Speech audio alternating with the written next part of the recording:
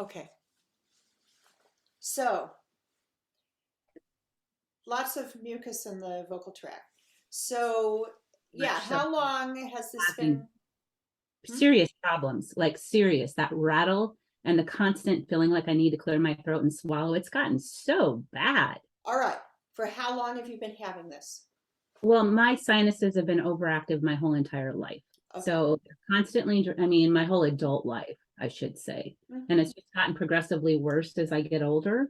Okay. It's never affected my ability to sing until the last month or so, though. Any other symptoms besides junk in your throat? Mm-mm. Scratchy eyes, trouble No, breathing, no, nothing. Okay. Is the mucus that comes out of you thick or thin? thin. Good.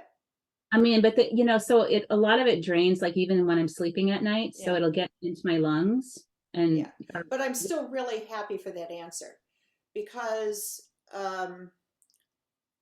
thick mucus is general, especially discolored. It's not discolored, right? It's just, no, yeah. like I said, if I cough some up because it's gotten into my, bronchial or lungs or whatever it does down there, and I feel like I have to cough up, it's Yeah. slightly colored and slightly thicker, but it doesn't look anything dangerous or discolored or Okay. anything.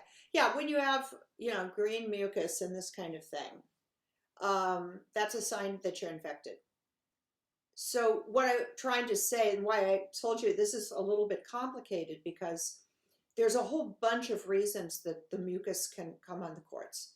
So Uh-huh. one is just incorrect talking, talking too much, vocal abuse.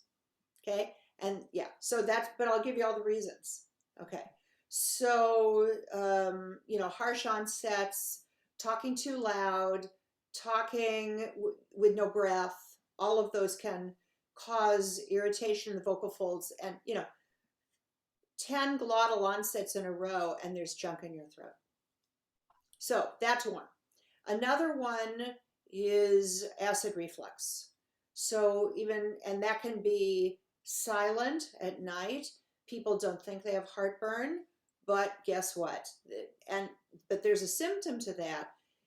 There's hoarseness and or mucus only really in the mornings, and then as you go through the day, it gets better. Okay. So that's another possibility. And then you get into, is it allergies or is it illness? And obviously, when people have things like, discolored mucus is a sign of a sinus infection. If you're coughing up discolored, thick discolored stuff, that's bronchitis, or if it's really bad, pneumonia. If you have a sore throat, if you have a fever of any kind, it's probably a head cold. Not a big deal. You can usually sing through a head cold. And I'm going to get to the how you do that in a minute. If you have the big, thick, discolored mucus, you should not be singing. If you are hoarse, you should not be singing, and you have to limit your talking. Okay. So now we get down to the allergies versus cold, right? And usually with a cold, you have other symptoms.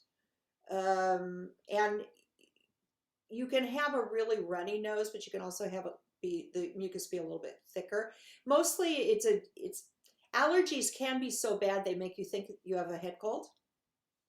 But generally, if you have thin, runny, drippy mucus, and if you don't have a fever and it progressively gets worse, you're probably looking at allergies rather than a sinus infection.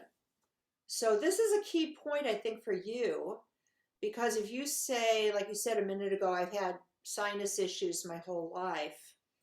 If you say that to an ear, nose, and throat doctor, sinus issues means recurrent sinus infections.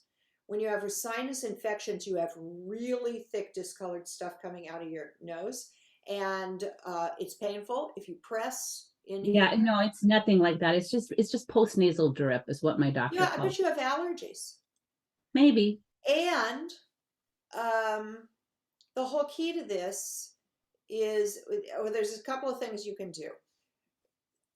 Just like right away, you could go and get Mucinex.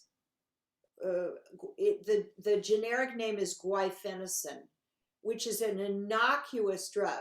It just turns your mucus into water. So when you take it, you have to drink a lot of water, which you should be doing anyway Right. with sinuses, because I mean with allergies, because the water is um, flushing things out. You might want to invest in an air purifier in your bedroom. And then obviously figuring out what you're allergic to. So that's another thing. You can also get a sort of the prescription antihistamines are generally of a higher quality than the off the shelf that you get at the drugstore. The off the shelf are a little harder on the system. There's a non-drowsy antihistamine family that I take it every day because I have terrible allergies, and I also have eye drops because I wake up every morning and my eyes are red and I just want to So this has been in the Netherlands a terrible year for allergies. Everything is blooming and the pollen has just been thick. You can run your finger over the hood of your car and it's bright yellow. Yeah, it was a little like that this spring too. But the thing is, I'm not allergic to anything I'm aware of. But I think you're answering what my question is how do I just get through Yeah. So I can sing without wondering every single time I open my mouth, is a rattle gonna come out? Yeah, and that's the other thing. So that has me a little concerned because generally in allergies, the mucus is very thin and it's annoying, but it doesn't cause that kind of rattle. So that kind of rattle is usually caused by thicker mucus. Now the guaifenesin is going to take care of that. Okay, if you take Mucinex, it'll Well, there's help a lot. okay. And then the nasal irrigation and stuff like that, that's okay to do, but that's actually more important when you have an infection. Okay. So I think it's probably really prudent to just take the path of the most minor of the possible problem, which is allergies, Mm-hmm. rather than going down the list of everything that could possibly cause all of Right. the mucus in your throat, and assume that it's probably an onslaught of pollen and it just depends on what you're allergic to. Like both Franz and I have pollen allergies, but we also have dust mite allergy. And our house here, which will only be in 2 more weeks, has old carpeting. No matter how many times I vacuum it, it's got dust and dust mites in it. So it's not good for either one of us. Mm-hmm. We just bought an air purifier for our bedroom Well, because and of course, George and I both got those during COVID anyway. I would use them, oh so we probably got 3 or 4 air purifiers in the house. So that's good. I'll just turn it on at night when I'm Yeah. sleeping. Yeah, that's good. I think the answer for you is the guaifenesin.